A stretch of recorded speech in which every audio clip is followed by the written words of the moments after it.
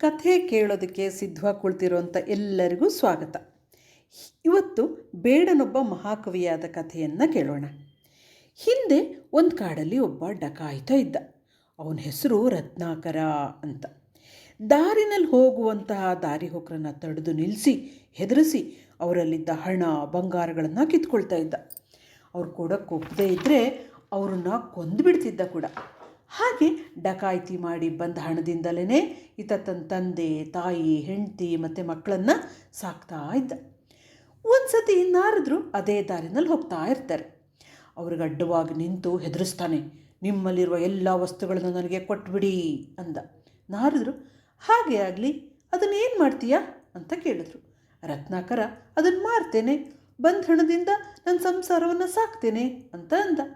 ನೀನು ಮಾಡ್ತಾ ಇರೋದು ಕೆಟ್ಟ ಕೆಲಸ ಅನ್ನೋದು ನಿನಗೆ ಗೊತ್ತಿದೆಯೇ ಅಂತ ನಾರದರು ಕೇಳ್ತಾರೆ. ಹಾಂ ಗೊತ್ತಿದೆ, ಏನೀಗ? ಈ ಕೆಟ್ಟ ಕೆಲಸಕ್ಕೆ ದೇವರೇನಾದರೂ ಶಿಕ್ಷೆ ಕೊಟ್ಟರೆ ಅದನ್ನು ನಿನ್ನ ಸಂಸಾರದವರು ಬಂದು ಹಣ ಹಂಚ್ಕೊಡ್ತಾರಲ್ಲ, ಆ ರೀತಿ ಹಂಚ್ಕೋತಾರಾ? ಹೋಗಿ ಕೇಳು ಅಂತ ಅಂದರು. ಅದಕ್ಕೆ ರತ್ನಾಕರ ಹೋಗಿ ತನ್ನೆಲ್ಲ ಸಂಸಾರದ ಬಂಧುಗಳನ್ನು ಕೇಳ್ದ. ಎಲ್ಲರೂ ಇಲ್ಲ, ಆಗೋದೇ ಇಲ್ಲ ಅಂದ್ಬಿಟ್ರು.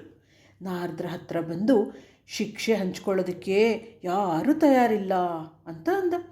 ನಾರದರು ಡಕಾಯಿತಿ ಮಾಡಿದ ಹಣವನ್ನು ಮಾತ್ರ ಹಂಚ್ಕೊಳ್ತಾರಲ್ವಾ, ಆದರೆ ಆ ಕೆಟ್ಟ ಕೆಲಸಕ್ಕೆ ದೇವ್ರು ಶಿಕ್ಷೆ ಕೊಟ್ಟರೆ ಅದನ್ನು ಹಂಚ್ಕೊಳ್ಳಲ್ಲ ಅಂತ ಅಂದಮೇಲೆ ನಿನ್ನ ಕೆಲಸ ವ್ಯರ್ಥ ಆಗಲಿಲ್ವಾ ಅಂತ ಕೇಳ್ತಾರೆ. ಹಾಗಾದರೆ ನಾನೀಗೇನು ಮಾಡಲಿ ಅಂತ ಕೇಳ್ದ ರತ್ನಾಕರ.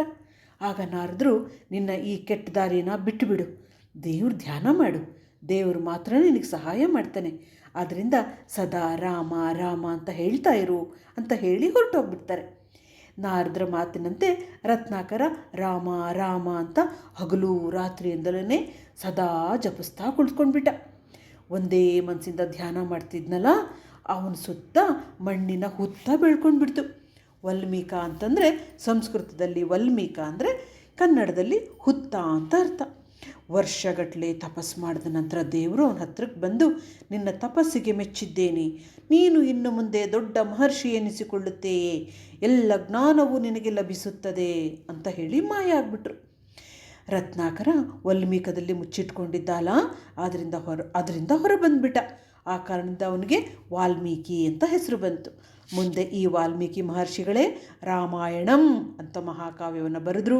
ಇದು ಪ್ರಪಂಚದ ಮೊದಲನೇ ಕಾವ್ಯ ಆಗಿದ್ದರಿಂದ ಆದಿಕಾವ್ಯ ಅಂತ ಹೇಳ್ತಾರೆ. ವಾಲ್ಮೀಕಿ ಮಹರ್ಷಿಗಳನ್ನು ಆದಿಕವಿ ಅಂತಾರೆ. ಕಥೆ ಚೆನ್ನಾಗಿತ್ತ ಮಕ್ಕಳೇ? ನಾಳೆ ಮತ್ತೊಂದು ಕಥೆಯೊಂದಿಗೆ ಭೇಟಿಯಾಗೋಣ. ಧನ್ಯವಾದ.